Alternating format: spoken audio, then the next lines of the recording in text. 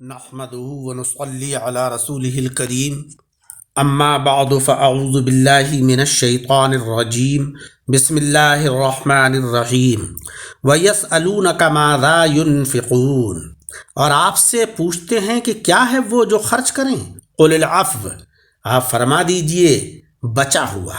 كَذَلِكَ يُبَيِّنُ اللَّهُ لَكُمُ الْآيَاتِ لَعَلَّكُمْ تَتَفَكَّرُونَ فِي الدُّنْيَا وَالْآخِرَةِ، ایسے ہی بیان فرماتا ہے اللہ رب العزت تمہارے لیے نشانیاں تاکہ تم غور کرو دنیا اور آخرت میں۔ وَيَسْأَلُونَكَ عَنِ الْيَتَامَىٰ قُلْ إِصْلَاحٌ لَهُمْ خَيْرٌ، اور آپ سے پوچھتے ہیں یتیموں کے بارے میں، آپ فرما دیجئے کہ اصلاح کرنا ان کی بہتر ہے۔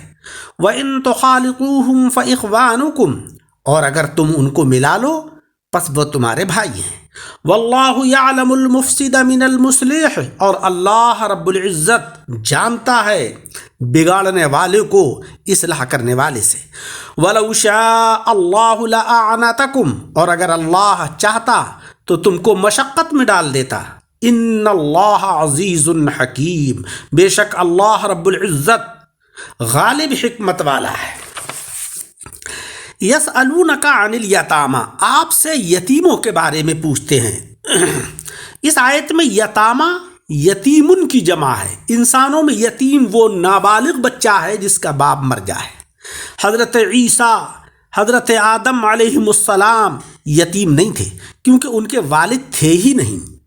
حضرت آدم علیہ السلام تو بالغ ہی پیدا ہوئے، نیز جس بچے کا باپ تو ہو جس کے نطفے سے یہ پیدا ہوا ہو مگر شرعی باپ نہ ہو، جسے شریعت باپ نہ مانے، اس کے مر جانے سے بھی بچہ یتیم نہیں کہلائے گا۔ جیسے کہ حرامی اولاد، اس کا باپ جس نے اس کی ماں سے زنا کیا، اس سے یہ بچہ پیدا ہوا، اس زانی کے مر جانے سے یہ حرامی بچہ یتیم نہیں ہوگا، کیونکہ شریعت نے اس شخص کو اس بچے کا باپ مانا ہی نہیں ہے۔ اسی لیے ان میں ایک دوسرے کو میراث نہیں ملتی، نہ نان و نفقہ واجب ہوتا، اور جانوروں میں یتیم وہ بچہ ہے کہ جس کی ماں فوت ہو جائے۔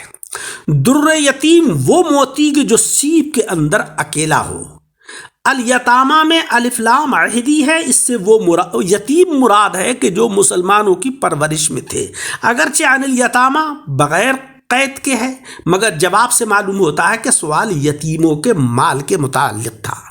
یعنی اے نبی علیہ السلام، لوگ آپ سے ان یتیموں کے بارے میں سوال کرتے ہیں جو کسی کی پرورش میں ہوں کہ ان کے مال کیسے خرچ کیے جائیں۔ قل اصلاح لہم خیر، آپ فرما دیجئے کہ اصلاح کرنا ان کی بہتر ہے۔ اس مختصر سے جملے میں بے شمار احکام بیان ہو گئے۔ اصلاح صلح سے بنا ہے جس کے معنی ہے درستی، فساد کا مقابل، اس کا مضاف الیہ پوشیدہ ہے، اور خیر کے بعد لکم پوشیدہ ہے۔ اصلاح سے جانی، مالی، نفسانی، روحانی ساری درستگیاں مراد ہیں۔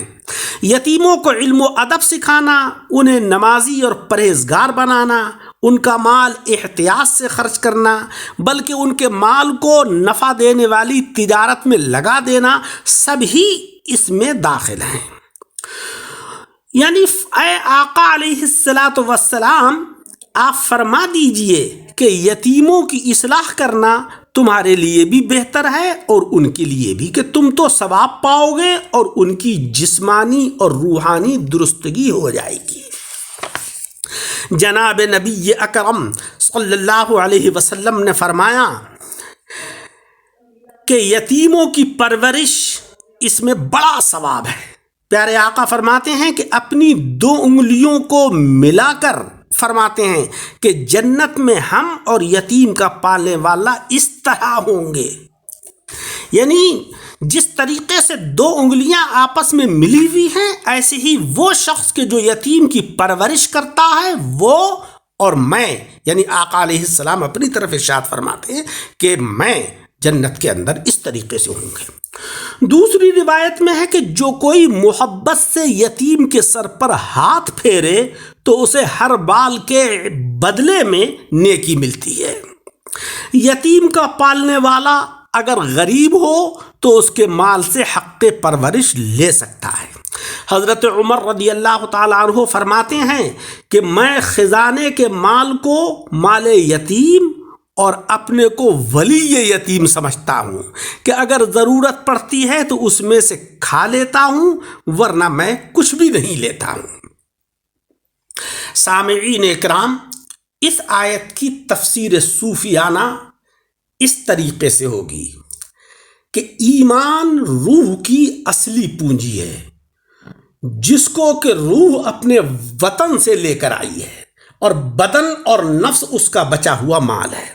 روح کو حکم فرمایا جا رہا ہے کہ تو اس فاضل مال یعنی جسم اور نفس کو راہ الہی میں خرچ کر ڈال، تاکہ اس کے بدلے میں آخرت میں بگاڑ نہ پیدا ہو، جسم اور اچھا نفس پائے۔ اور اسی طریقے سے روح تو یہاں پر مسافر کی طرح ہے۔ اللہ رب العزت نے اس راستے میں بہت سی نشانیاں قائم فرما دی ہیں جس سے منزل مقصود کا پتہ لگتا ہے۔ تو اس راستے کو بہت سوچ سمجھ کر طے کر تاکہ منزل مقصود تک پہنچ جائے۔ حضرات صوفیہ اکرام ارشاد فرماتے ہیں کہ عوام کی خیرات بچے ہوئے مال سے ہے اور خواص کی خیرات اپنے سارے مال سے ہے۔ یعنی جو عام لوگ ہیں ان کے اخراجات سے جو مال بچ جائے وہ راہ خدا میں خرچ کر دیں، لیکن جو خواص ہیں، جو اللہ کے نیک اور صالحین بندے ہیں، ان کا تو سارا مال اللہ کی راہ میں خرچ ہونا چاہیے۔ اور جو خاص الخاص اللہ کے بندے ہیں ان کی خیرات، مال، اولاد، جسم اور جان سب کچھ ہے۔ حضرت ابو بکر صدیق رضی اللہ تعالیٰ عنہ نے ایک بار سارا مال اللہ کی راہ میں دے دیا، غار میں جان بھی قربان کر دی، اولاد کو بھی آقا علیہ السلام کی بارگاہ میں قربان کر ڈالا۔ ان کے لیے یہ ساری چیزیں عفو میں داخل ہیں۔ سخاوت سخی کے درجے کے مطابق ہوتی ہے۔ بعض حضرات فرماتے ہیں کہ ابو بکر صدیق پر معرفت، حضرت عمر فاروق اعظم پر شریعت، حضرت عثمان غنی پر طریقت، حضرت مولا علی پر حقیقت غالب تھی۔ ایک بار صدقے کا حکم دیا گیا تو حضرات صحابہ کرام رضی اللہ تعالی عنہم مال لا رہے تھے اور ابو امامہ باہلی بارگاہ نبوت میں بیٹھے کچھ پڑھ رہے تھے۔ پیارے آقا صلی اللہ علیہ وسلم نے فرمایا کہ کیا پڑھ رہے ہو؟ عرض کیا کہ لوگ تو مال خیرات کر رہے ہیں، میں غریب آدمی ہوں، میرے پاس مال نہیں ہے، لہذا میں یہ پڑھ رہا ہوں، سبحان اللہ والحمد للہ ولا الہ الا اللہ واللہ اکبر۔ آقا علیہ السلام نے ارشاد فرمایا کہ تمہارے لیے یہ کلمات سونا خیرات کرنے سے بھی افضل ہیں۔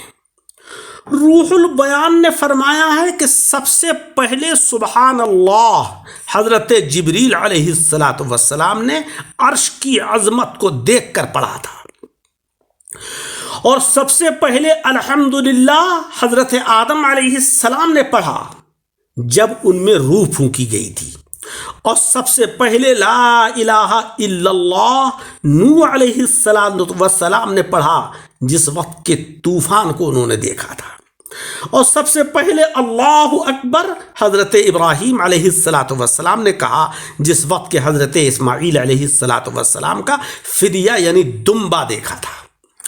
جو یہ کلمات یعنی سبحان اللہ والحمد للہ ولا الہ الا اللہ واللہ اکبر پڑھے گا، ان چاروں حضرات کے سائے میں رہے گا، یعنی حضرت جبریل علیہ السلام، حضرت آدم علیہ السلام، حضرت نوح علیہ السلام اور حضرت ابراہیم علیہ السلام، ان چاروں حضرات کے سائے میں رہے گا وہ شخص کہ جو سبحان اللہ والحمد للہ ولا الہ الا اللہ واللہ اکبر پڑھے گا۔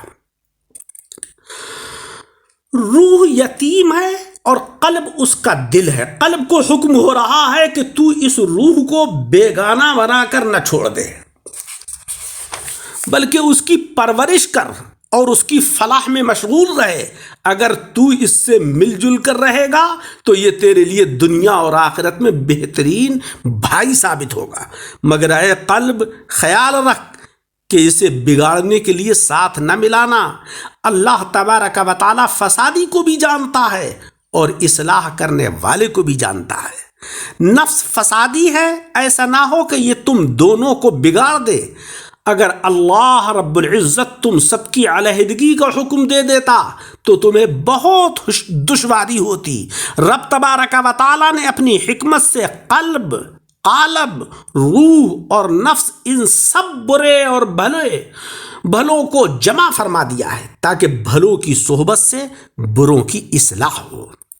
تو اے قلب تو نفس کی بھی اصلاح کر لینا، اس کے ساتھ رہ کر خود نہ بگڑ جانا. معلوم ہوا کہ حضرات صالحین کی صحبت میں رہنا چاہیے. بروں کی صحبت میں رہنے سے انسان کے اندر برائیاں پیدا ہوتی ہیں اور اچھے لوگوں کی صحبت میں رہنے سے انسان کے اندر اچھائیاں پیدا ہوتی ہیں. جو شخص لوہار کی بھٹی کے پاس بیٹھتا ہے اگرچہ وہ وہاں پر کسی کام سے نہ بیٹھا ہو مگر اس کو دھواں بھی لگے گا، انگارے بھی اڑ اڑ کر آئیں گے، راکھ بھی اڑ اڑ کر آئے گی. اور جو شخص عطار کی دکان پر کے پاس رہے گا اگرچہ وہ عطر کا خریدار نہ ہو، عطر خریدنے نہ گیا ہو مگر اس کی خوشبو اس کو ضرور آئے گی. لہذا صالحین کی صحبت کو اختیار کیجیے. صالحین اگر میسر نہ ہو تو صالحین کی لکھی ہوئی کتابوں کو پڑھیے، ان پر غور کیجیے اور ان کی تعلیمات کے اوپر عمل کیجیے. اللہ رب العزت عمل کی توفیق عطا فرمائے. درس کو سن کر احباب کے ساتھ شیئر کریں اور ہمارے یوٹیوب چینل دعوت حق درس قرآن کو لائک اور سبسکرائب کریں.